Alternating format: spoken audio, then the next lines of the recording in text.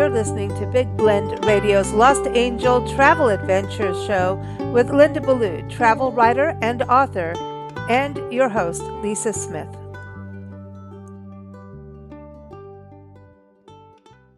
Welcome to the very first episode of the new Big Blend Radio Lost Angel Travel Adventures podcast with travel writer and author Linda Ballou. This show airs every third Wednesday at high noon, as Linda says, Pacific time. And you can keep up with her adventures at lostangeladventures.com and lindaballauthor.com. We're going to kick off the show today with a story about equestrian explorer and travel writer Isabella Lucy Bird. And actually, Linda's latest novel is Embrace the Wild, and it's inspired by the life of Isabella Lucy Bird, who is celebrating 150 years from her birth anniversary this year.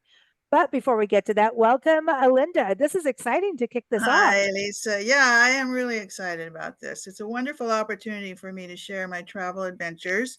I am an adventure travel writer, and I have a series of travel collections, Yes. Lost Angel Walkabout, which takes you from, well, I'm from Alaska, but I do a lot of Wild West. I'm a horse person, so I go to a lot of, Montana, Wyoming, Arizona, all kinds of guest ranches and riding experiences, and New Zealand, and, well, a lot of stuff, Costa Rica.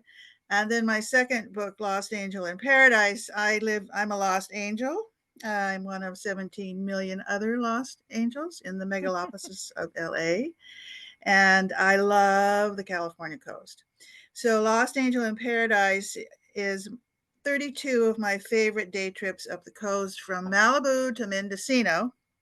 And it's like a little hike, a little history, a great eatery, and just fun days along the coast. So then my latest book, Lost Angel Unleashed, is travel memoir, because I'm at a stage in my life where I'm kind of looking back and seeing what influenced me and how I turned out. so from this perspective, you kind of figure out who you are and why you are. And so it's a series of looking back stories. And then the second half of the book is my very favorite destinations. So there's lots of travel ideas in there for you. And Isabella Bird so inspired me because she was the best loved travel writer of her day. And she went places where no one went before, not just a white woman, no one. And she was a total incredible explorer. And my book takes you, the first third of Embrace of the Wild is set in the Hawaiian Islands, because when she was 40 years old, she lifted herself up from the invalid bed. She literally was down for the count up until the age of 40. And she said she had tumors on her spine, and they had operated on her without any anesthesia, mind you. Amazing. This is 1873. Ow. Owie. Yeah. Really, you can't even imagine it, right? But then the doctors in that day used laudanum, which is an opium extract, to soothe the pain, ease the pain. But they also bled her with incisions and leeches.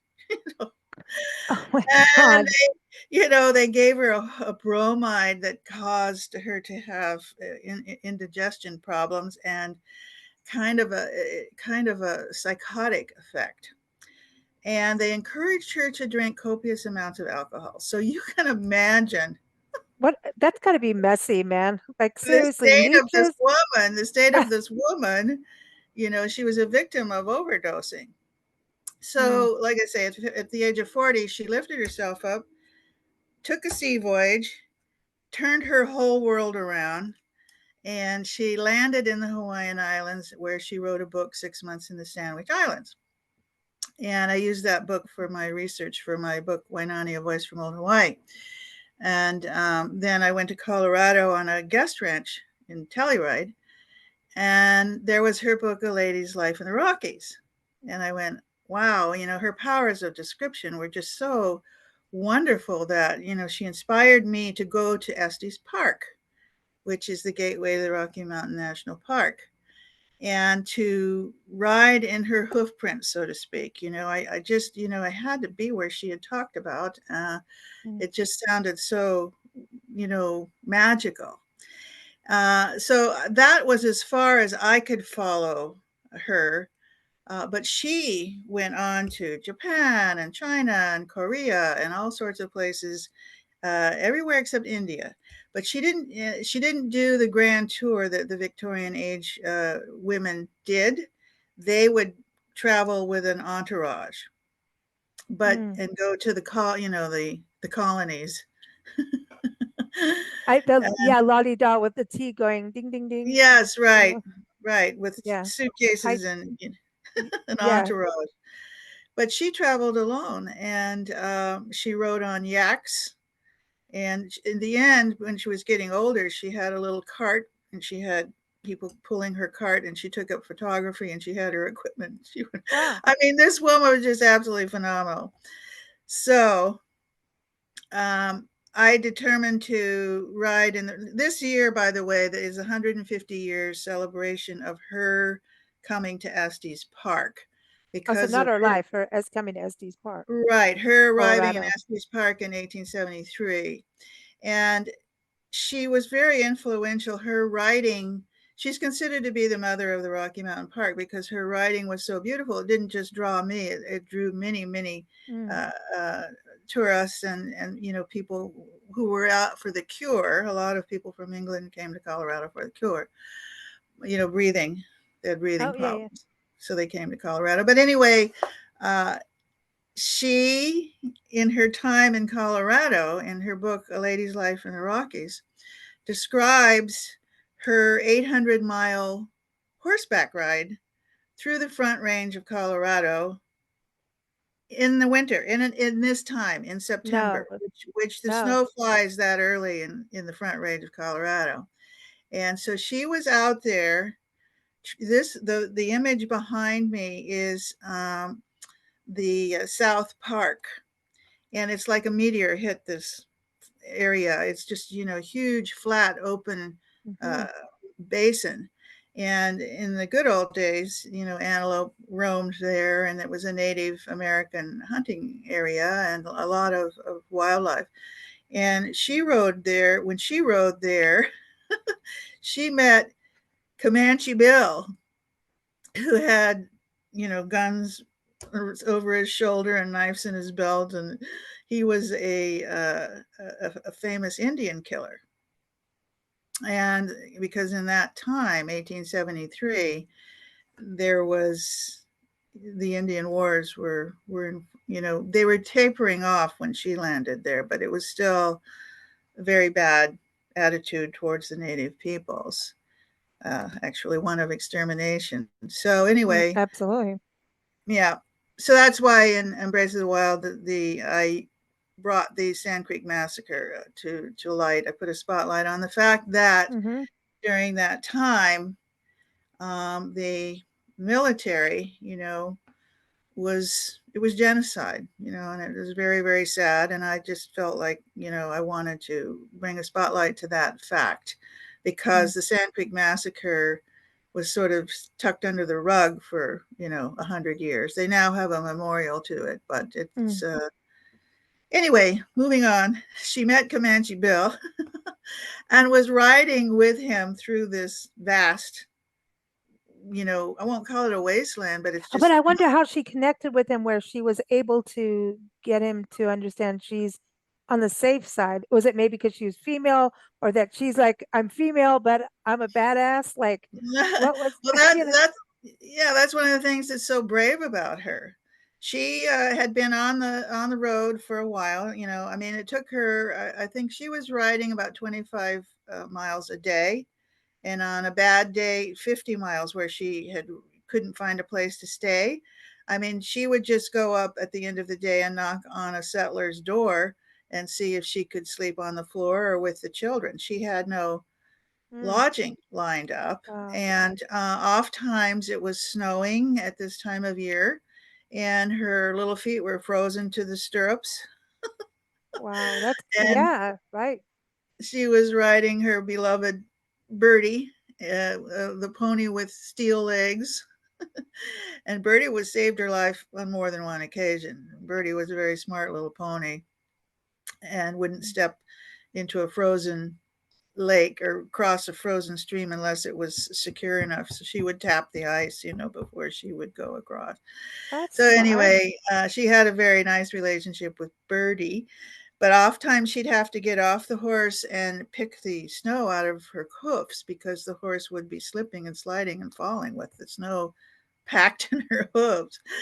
Wow. So anyway, she was out there. I took it upon myself to drive this path, and I just can't imagine riding it. But at any rate, she'd been on the trail for several days and she was kind of lonely. And she saw a man riding across this vast region. And she just went up to him and said, "Hello, my name is Isabella Bird. Would you mind if I joined you for a while?" I mean, she just was the boldest, bravest woman on the planet.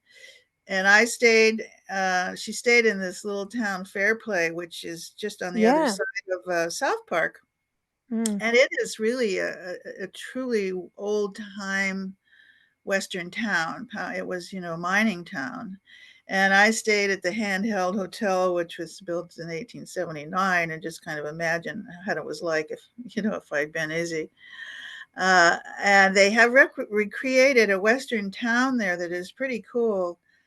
They've taken, buildings from around Colorado and relocated them there. They haven't built them; they have actually restored them and brought them. They're real, so it's a really neat little Western town, and it goes on for blocks. It's all there. The livery, the post office. It's all there. It's very cute. It's very worth doing, I think, and you can for $10 you can wander around there as long as you like.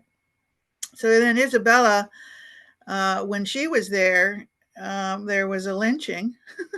She could see a man swinging on a tree. It's like from one thing to the next. Yeah. Yeah, yeah. I mean, no, she was riding at really a quite dangerous time, but she was just she'd had it in her mind. She was going to do her mountain tour. Was this also dangerous not only because of the Indian Wars, but there was also, well, the attacks on the Indians, let's put it that way. And then at the same time, there was a gold rush and there was mining. And so that also Right, created right, crime, right. right? These towns had been rushed. Fairplay had been rushed, as she Hmm. put it, and it was rough. And you had these very rough characters there, Yeah. who were, eking out some sort of, living, trying to, dig for the gold. That's why I say it was vigilante rule. And, she just stayed there at night and rode on. Wow. Wow. Wow. Yeah. And so So driving through there, Nancy and I've driven through parts of that area, and it's actually a national heritage area. There is actually South Park National Heritage Area. right. Then I look at like Sand Creek as a memorial and Rocky Mountain National Park. So a lot of our national park system is kind of connected to her heritage of her pathway, I should say, is part of Right, her that. bringing attention to these places. Hmm. Right. Yeah. Another thing I did that was following in her hoof prints was the little Georgetown Loop train that is available today Oh. that you can take, which is really a nice little ride. Um, I don't know that Georgetown is the exact train that she took to get up to Green Lake. She had this destination to Green Lake, but it would have been something very similar, Mm. mining town train. And at that point, the lake, the pass was snowed over, and they said, "Oh, you shouldn't, no, you shouldn't be going up there. It's, you'll never get back." And they said, one of the men said, "Is that crazy English woman?" The other guy said, "Yes." He said, "Well, so give her a horse and let her go."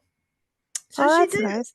She went, but when she got up there, the lake was frozen over. I mean, she was a very stubborn, determined woman, I must say. Did But as I say, she loved the mountains. mm, She climbed Long's Peak in Estes Park, which was a big deal because she was whoa, like that is a second big deal. and she couldn't climb it without Rocky Mountain Jim. So there Oh, is a romance in this story. He had declared himself the guardian of the mountains, and you couldn't get into the Rocky Mountain Park area without going through Muggins Gulch, where he had a cabin, and he would charge a toll of 25 cents to get. She had to pass him to get to her lodging, mhm. which was Evans Ranch. So at first, their relationship was a bit tense because he charged her, which she thought was a little outrageous. But then, and he said he wouldn't take her up. She asked him right away because he was the only one who could climb the mountain at the time. He was a guide, and he said, "Nah, you're too scrawny. I don't want to be responsible for you, and no, I'm not taking you up. It's late in the season. Forget about it." So they had this, sort of a tension between them. But then two guys came in, two hunters, and they wanted to go up. So Jim said, "Well, I'll take you up, but Isabella has to go with us." they did. Ah, see, there you go. Yeah, they didn't want her to go because women are bad luck. You know that. That's So right. yeah, on a ship and anywhere else, you don't want women. So they did. So Jim went to Isabella and said, "Okay, you're coming with me, and we're going up." And she did the climb with him up to a certain point. I think it's called the keyhole, where it gets really quite precarious.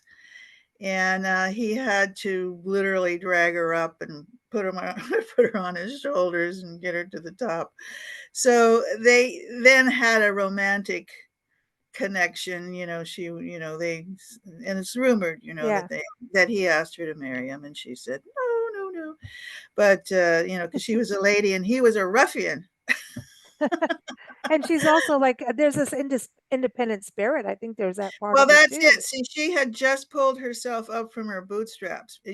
She had just come into her own physicality. For her Mhm, all her adult life, she'd been an invalid because of mhm. what they did to her. So now she was free, and she had a tremendous curiosity about the world. And even though I think she loved Jim, she couldn't stay there, for a lot of reasons. One, he was a serious alcoholic. That's a little bit of And a she'd already been drawback. through that. She didn't Yeah. need more of that. She had her own demons there, but she had, Hmm. in England, she'd worked, her father was a preacher, and Mm, she had worked helping the down and outs. mm. And she knew that they say they're going to quit Yeah. drinking, but they don't. And they try, but they really can't. So Mm, she knew that about Jim, but it was more than that. It was that she had her own destiny, and she wasn't going to let go of that now. So, mm.